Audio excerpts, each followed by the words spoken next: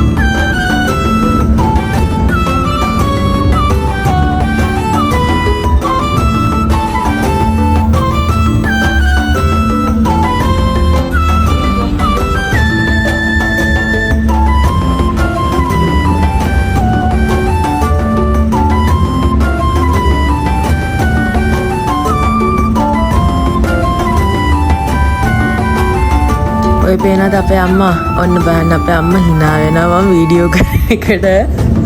ඒ වුණාට යාම තමයි අන්න අරක තියෙනවා, අරක වීඩියෝ කරන්න, මේක තියෙනවා, මේක වීඩියෝ කරන්න කියලා කියන්නේ. හැබැයි යා වීඩියෝ කරපු ගමන් එයා hina වෙනවා. අම්මලගේ හැටිනේ ඉතින් අනේ.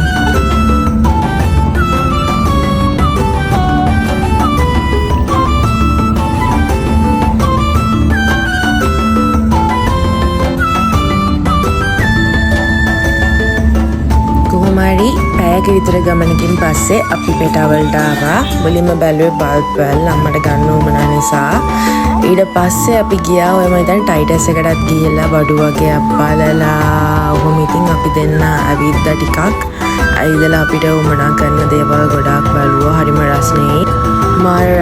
මාර දාඩියයි. ඊට පස්සේ මොනා කරන්නත් කලින් කන්නයි ඕන නිසා අපි දෙන්න කඩේකට ගිහිල්ලා කාලා පළුඩ දෙකුත් බීලා ආයේ ඉතින් ගමනේ වගේ අපි දෙන්න බඩු හොයලා බඩු වගේක් අරගෙන හවස් වෙන්න තවත් රෑ වෙන්න ගත්ත නිසා අපි දෙන්න ආයේ මෙහෙට එන්න ඕන නිසා ඔන්න ගෙදර එන්න පිටත් වුණා.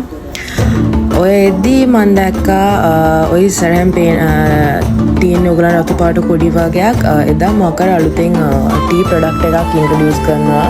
එතන ෆ්‍රී කට්ටියට ටී දුන්නා. අපි ඒකත් පාස් කරගෙන අපි දෙන්න ඉතින් ඔය ඇවිදගෙන යනවා බස් එක ආය ගන්න. ඔහොම තමයි ඉතින් අද දවසේ අපි දෙන්න පෙටාවල කැරකිලා වටයක් ගහලා ඇවිදලා හොඳට අම්මයි මායි කයියක් දාලා කඩචෝරු ටිකක් කාලා ඔහොම තමයි අපි දෙන්න ගෙදර එන්න පිටත් උනේ.